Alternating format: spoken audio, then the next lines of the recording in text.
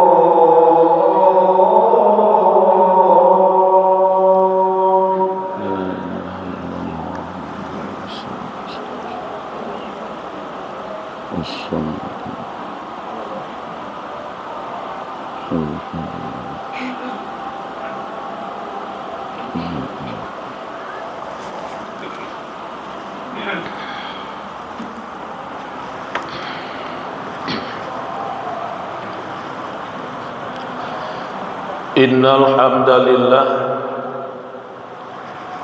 nahmaduhu wa nasta'inuhu wa nastaghfiruh wa na'udzu billahi min shururi anfusina wa min sayyiati a'malina. May yahdihillahu fala mudilla lahu wa may yudlil fala hadiyalah. Ashhadu an la ilaha illallah wahdahu la syarika lah wa ashhadu anna Muhammadan abduhu wa rasuluh la nabiyya ba'dah. Allahumma salli wa sallim wa barik ala hadzal nabiyil karim wa ala alihi wa sahbihi wa man tabi'ahum bi ihsanin ila yaumiddin. Amma ba'du fa ya ibadallah, usikum wa iyaya bitaqwallah, faqad fazal muttaqun. Qala Allah ta'ala fil Qur'anil Karim, a'udzu billahi minasy syaithanir rajim. Bismillahirrahmanirrahim. Ya ayyuhalladzina amanu taqullaha haqqa tuqatih wa la tamutunna illa wa antum muslimun. Kaum muslimin sidang jamaah Jumat rahimakumullah. Khutbah Jumat kita hari ini kita beri tema mempersiapkan generasi yang tangguh menghadapi bonus demografi 2045. Berdasarkan data kependudukan tahun 2045, Indonesia mengalami kondisi kependudukan hampir 70%. Negeri ini didiami oleh usia produktif. Apa itu usia produktif? Usia kerja. Usia kerja. Maka pada tahun 2045 dia bisa menjadi zaman yang generasinya mendatangkan rahmat atau bencana. Kalau hari ini tidak disiapkan, kalau sejak dari sekarang tidak diwaspadai, maka tahun 2045 itu bisa-bisa menjadi bencana buat negeri kita, termasuk kita dan keluarga. Akan tetapi ketika disiapkan dari sekarang, maka bisa jadi tahun 2045 itu rahmat untuk negeri kita dan kita. Bapak-bapak dan saudara-saudara, kenapa demikian? Karena ada dua hal yang akan mengancam kehidupan manusia. Yang pertama, ketika manusia menghadapi persoalan ekonomi,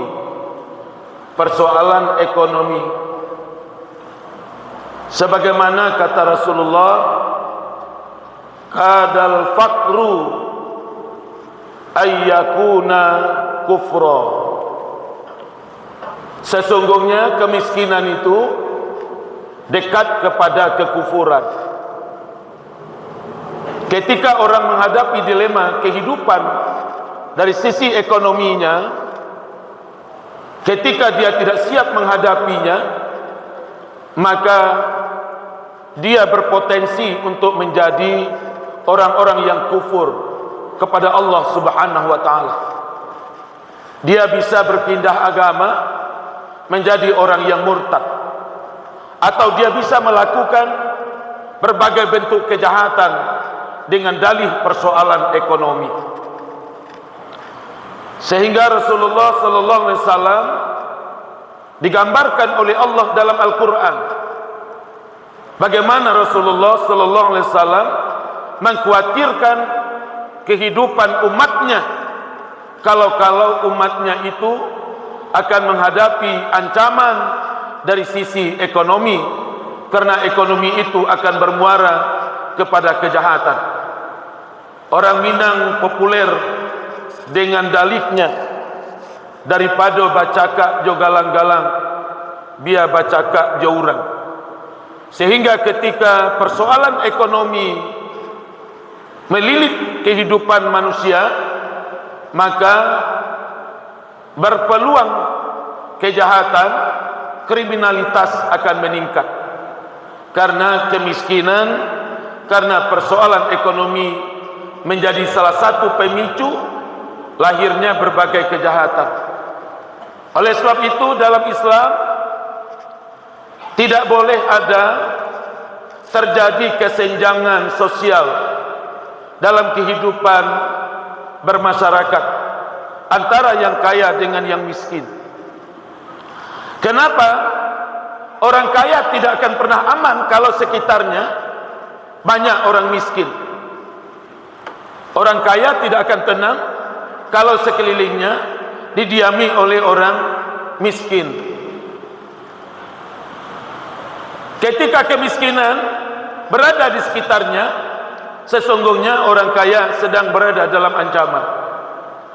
Makanya Islam mengajarkan bagaimana hubungan antara si kaya dengan si miskin digambarkan dalam kehidupan sosial Islam. Adanya regulasi yang dikeluarkan oleh Allah dan Rasulullah dalam bentuk ada namanya zakat, ada namanya infak, ada namanya sedekah. Ini pula yang terjadi di masa Khalifah Umar bin Abdul Aziz. Ketika Umar bin Abdul Aziz memimpin negeri hanya dalam waktu 3,5 tahun, tetapi negeri itu kehidupan sosial masyarakatnya luar biasa indah dan harmonisnya. Apa gerakan yang dilakukan oleh Umar bin Abdul Aziz? Beliau memberantas yang namanya kemiskinan, sehingga ketika itu dalam kurun waktu 3,5 tahun tidak ada lagi orang yang menagih atau yang meminta zakat kepada Amirul Mukminin. Yang ada orang berlomba-lomba untuk berzakat kepada Baitul Mal di bawah pemerintahan Umar bin Abdul Aziz. Ini satu contoh, satu fenomena yang dijelaskan dalam perjalanan hidup ketatanegaraan dalam Islam. Yang kedua, apa yang mengancam kehidupan manusia sehingga manusia menjadi tidak tenang atau tidak nyaman dalam kehidupannya? Apabila di negeri itu kehidupan agama tidak tegak lagi, atau orang jauh dari nilai-nilai pengamalan agama itu sendiri, sehingga oleh Allah diungkapkan dalam Al-Quran bagaimana Rasulullah sallallahu alaihi wasallam menyelamatkan manusia, menyelamatkan kehidupan masyarakat, sebagaimana diungkapkan oleh Allah dalam Al-Quran surat At-Taubah ayat 128. A'udzu billahi minasy syaithanir rajim. Bismillahirrahmanirrahim. Laqad ja'akum rasulun min anfusikum azizun 'alaihi ma 'anittum harisun 'alaikum bil mu'minina raufur rahim. Sungguh telah datang kepadamu seorang Rasul, kata Allah, yang berasal dari kalanganmu. Siapa beliau? Yang pertama, beliau adalah orang yang tidak kuat melihat penderitaanmu. Maka fokus yang pertama, Rasulullah sallallahu alaihi wasallam membebaskan negeri, membebaskan rakyat, membebaskan masyarakat dari segala bentuk penderitaan. Karena penderitaan selalu mengancam akan lahirnya berbagai kejahatan-kejahatan. Ketika penderitaan tinggi, segala bentuk kriminalitas akan bermunculan. Maka Allah Subhanahu wa taala menggambarkan sosok seorang pemimpin yang bernama Muhammad sallallahu alaihi wasallam. Yang pertama misi beliau adalah bagaimana menyelamatkan umat, menyelamatkan rakyat dari segala bentuk penderitaan itu. Digambarkan dengan ungkapan Rasulullah sallallahu alaihi wasallam yang beliau tidak kuat melihat penderitaanmu, sehingga Rasulullah sallallahu alaihi wasallam segala harta kekayaannya dicontohkan kepada para pengikutnya untuk saling berbagi, sehingga tidak ada lagi penghuni di negeri itu yang hidupnya sengsara atau mengalami penderitaan. Yang kedua, apa yang dilakukan oleh Rasulullah? Dengan ungkapan Rasulullah sallallahu alaihi wasallam menginginkan keselamatan dan dalam keadaan beriman. Apa maknanya? Orang akan selamat kalau dia memiliki keimanan yang kuat. Orang akan terselamatkan dari berbagai ancaman kalau orang itu memiliki kekuatan agama dan iman yang tangguh. Bapak-bapak dan saudara-saudara, inilah yang dikatakan dalam hadis tadi, kemiskinan dekat kepada kekufuran.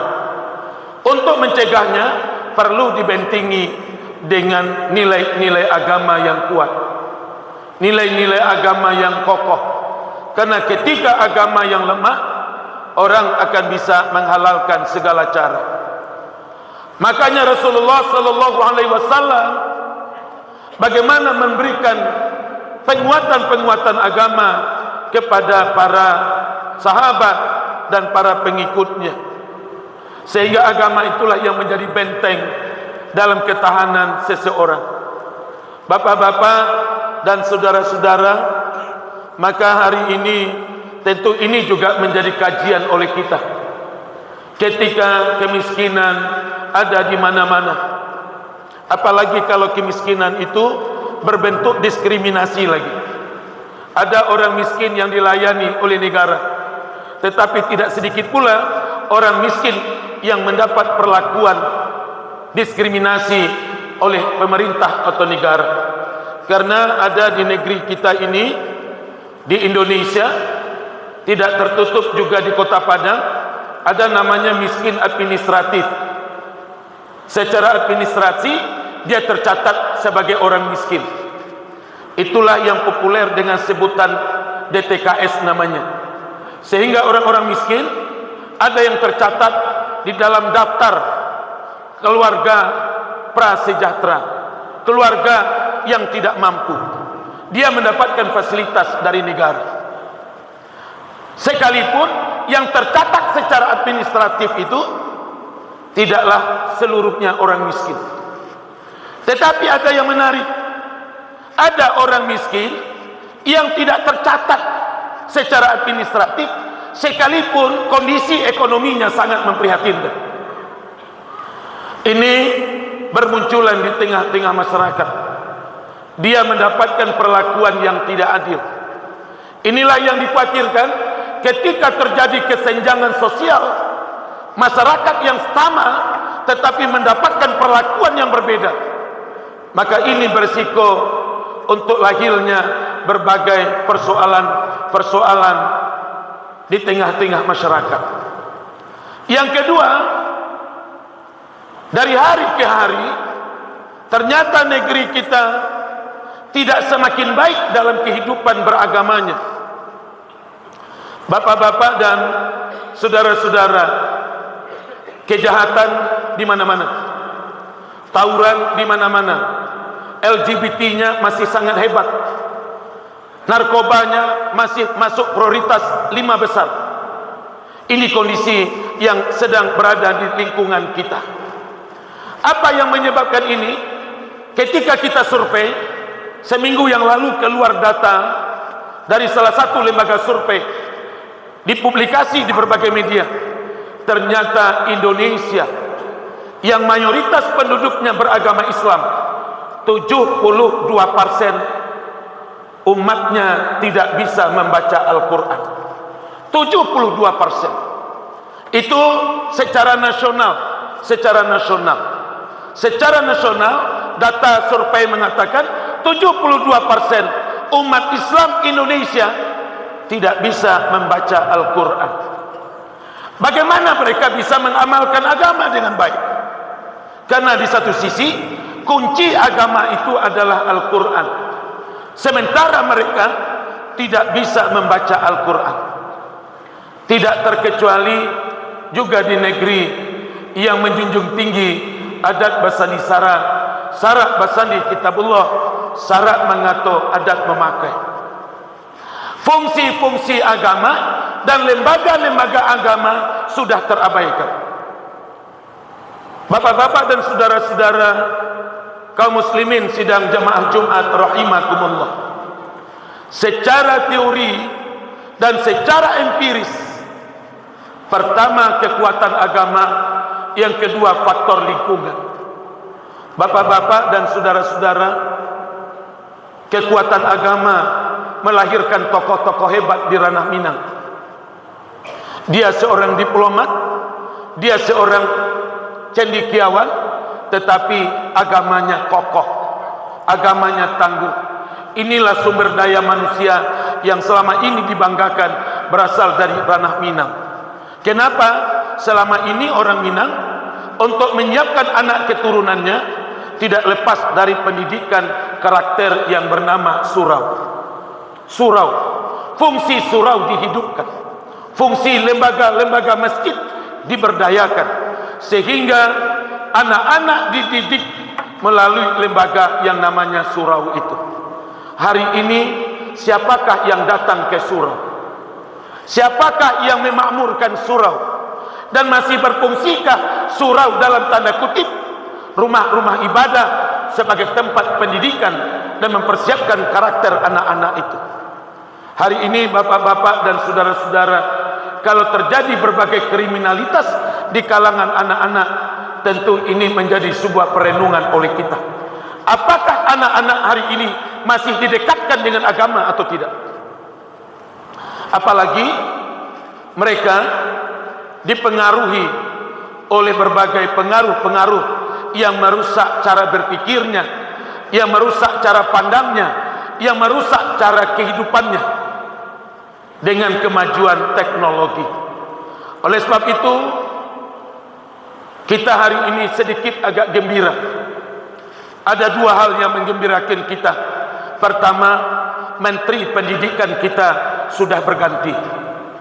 Yang selama ini Menteri Pendidikan kita agak mengabaikan persoalan agama, tetapi lebih mengutamakan kemampuan intelijensi dan teknologi, sehingga anak-anak didekatkan dengan teknologi, sementara mereka tidak disiapkan dengan benteng ketahanan untuk menghadapi teknologi itu. Hari ini kita berbangga sedikit karena hari ini lembaga pendidikan dasar dan menengah dipimpin oleh ahli agama, produk IAIN, produk UIN, dan salah satu tokoh di Muhammadiyah sebagai sekretaris jenderal pimpinan pusat Muhammadiyah. Kita berharap akan bisa membawa perubahan untuk menyiapkan anak-anak generasi menghadapi generasi emas 2045. Yang kedua, kabar gembira, ketika hari ini Kementerian Kominfo berubah nama Menteri Komunikasi dan Digitalisasi. Apa yang menggembirakan? Hari ini ada program bagaimana situs-situs yang dipegang oleh anak-anak hari ini itu bisa dibentengi dengan tidak bisa lagi mengakses segala bentuk-bentuk yang negatif. Menteri Mutia Afif menyampaikan program pertama beliau memang untuk mengantisipasi judi online, sehingga itu bisa diantisipasi. Tetapi mudah-mudahan beliau juga berpikir bagaimana menyelamatkan generasi dengan mempergunakan teknologi informasi, tetapi tidak merusak dan menghancurkan akhlak dan moral. 2023 saya sebagai ketua yayasan salah satu pendidikan di Mentawai mendapatkan program sekolah gratis wifi-nya, dan wifi itu hanya untuk edukasi dan pendidikan. Dia tidak bisa mengakses segala bentuk konten-konten yang menghancurkan dan merusak mental dan moral anak-anak. Kalau ini dikembangkan, kenapa tidak seluruh masjid dan musala, seluruh rumah ibadah difasilitasi dengan masjid, lalu orang tua tidak lagi mengurus yang namanya konten-konten itu.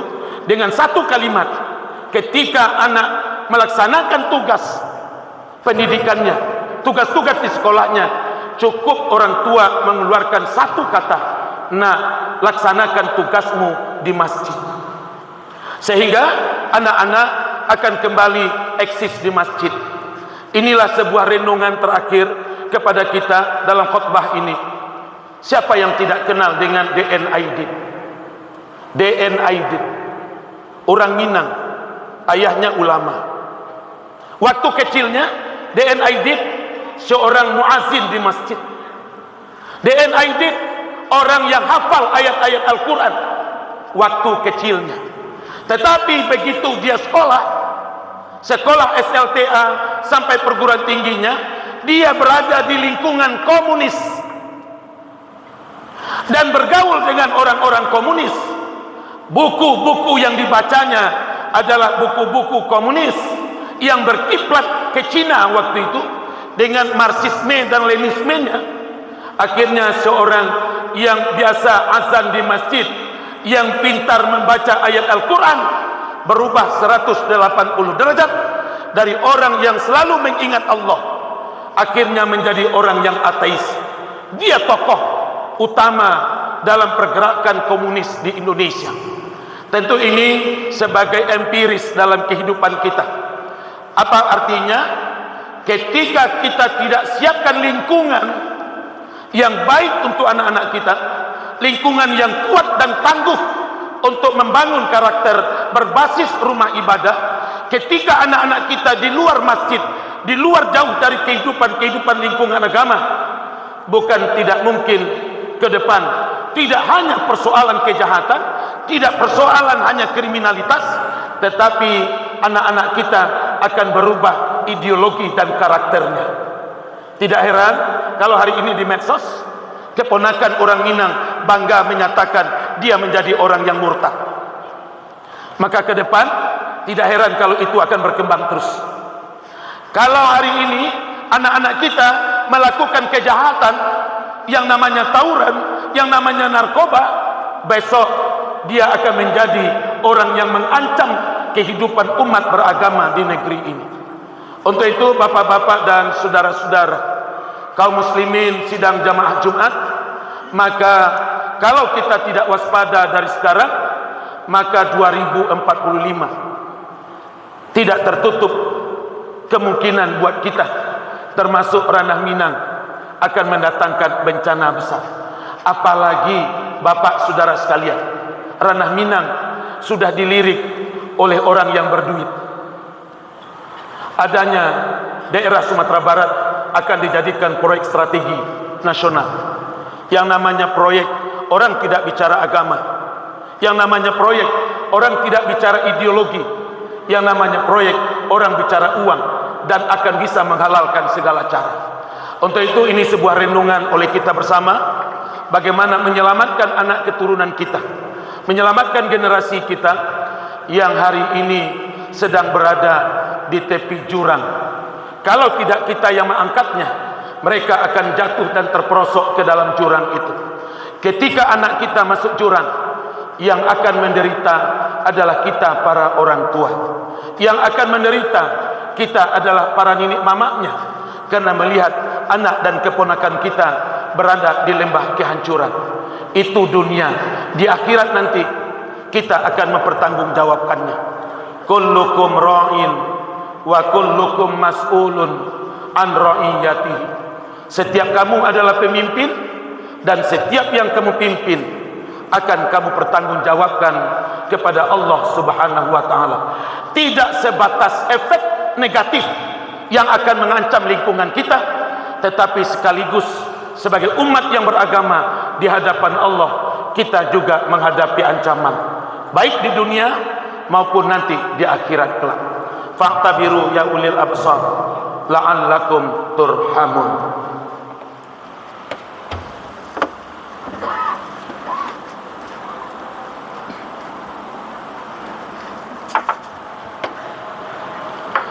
Alhamdulillahi rabbil alamin alladzi khalaqas samawati wal ardh wa ikhtilafil laili wan nahar la ayatin li ulil albab. Ashhadu an la ilaha illallah wahdahu la syarikalah wa ashhadu anna muhammadan abduhu wa rasuluh la nabiyya ba'dah. Allahumma salli wa sallim wa barik ala hadzal nabiyil karim wa ala alihi wa sahbihi ajma'in. Amma ba'du fa ya ibadallah, usikum wa iyaya bitaqwallah, faqad fazal muttaqun. Qala Allah ta'ala fil Qur'anil Karim, a'udzu billahi minasy syaithanir rajim. Bismillahirrahmanirrahim. Ya ayyuhalladzina amanu taqullaha wal tanzur nafsum ma qaddamat lighad wattaqullaha innallaha khabirum bima ta'malun. Innallaha wa malaikatahu yusholluna 'alan nabi ya ayyuhalladzina amanu shallu 'alaihi wa sallimu taslima. Allahumma shalli 'ala Muhammad wa 'ala ali Muhammad kama shallaita 'ala Ibrahim wa 'ala ali Ibrahim wa barik 'ala Muhammad wa 'ala ali Muhammad kama barakta 'ala Ibrahim wa 'ala ali Ibrahim fil 'alamin innaka Hamidum Majid. Allahumma ja'alna minat tawabin wa ja'alna minal mutatahhirin wa ja'alna min ibadika salihin. Rabbana zalamna anfusana wa illam taghfir lana wa tarhamna lanakunanna minal khasirin. Rabbana hab lana min azwajina wa dzurriyyatina qurrata a'yun waj'alna lil muttaqina imama. Allahumma inna nas'aluka ridhaka wal jannah wa na'udzubika min syaqatika wan nar. Rabbana atina fid dunya hasanah wa fil akhirati hasanah wa qina azabannar walhamdulillahi rabbil alamin.